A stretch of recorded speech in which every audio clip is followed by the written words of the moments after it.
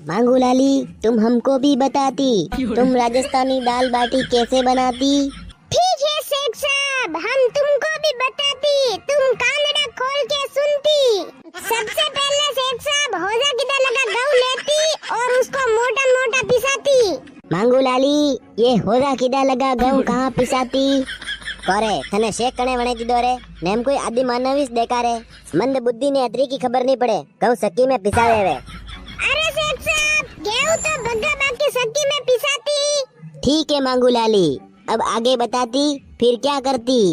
फिर शेख साहब आटा को सानी में सानती और उसमें लून, हल्द और सौंफ नाखती और थोड़ा घी भी नाखती आटा को मोड़ करने के लिए। फिर क्या करती मांगू लाली? फिर शेख साहब पानी डाल के आटा को हव गूंदती, फिर आटा गूंदने के बाद गोल गोल गेंदों की तरह बाटियां बनाती अल हबीबी, और फिर गोल गोल बाटियां को खा जाती। कई कांदारी जड़ा खा जाती, नहीं जानती तो आगे आगे वेगा वेगा जेम्बा हारू बोलती। आदो अधूरो ज्ञान हुनी रो टोपा, अभी मैन्यू फंसा जू वस में फंसी रहा। ओके ओके मांगू लाली और बेरू लाली, मैं बीच बीच में नहीं बोलती, तुम आगे बताती। फदे शेख साहब थेपड़ियाँ लाती और उनको जमीन पे जमाती और उनमें आग लगाती और थेपड़ियों को जला देती। फिर क्या करती बेरू लाली?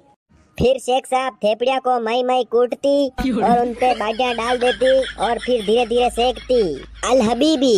फिर धीरे धीरे सेकने के बाद उनको खा लेती।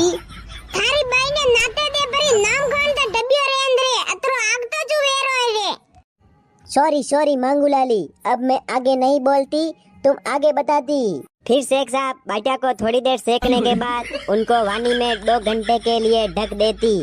फिर क्या करती बेरू लाली? फिर शेख साहब वानी में से बाटियां बाहर निकाल के उसको बोरी में डाल के झटकती। उसके बाद बाटियों को देसी घी में डालकर चौपड़ती। उसके बाद मांगू लाली क्या करती? उसके बाद शेख साहब बाटियों को दाल में मसल के खाती। अल हबीबी, मांगू लाली इतना आसान होती बाटियां बनाना? थारे बाई ने रोवा हारू एकदम दगा वादिर बड़े दिन उबो रही छे, आसान वे कई वे। मांग्या मोटी आकारो खाली बस बातें करी दोणे वे। बेरू लाली और मांगू लाली, तुम दोनों आपस में क्या बड़बड़ाती? अरे शेख साहब, हम ये बात कर रहे, आप बाटियां बनाना अच्छे से सीख गए। ठीक है मांगू लाली, अब हम दुबई जाके बाटियां बनाती और खाती।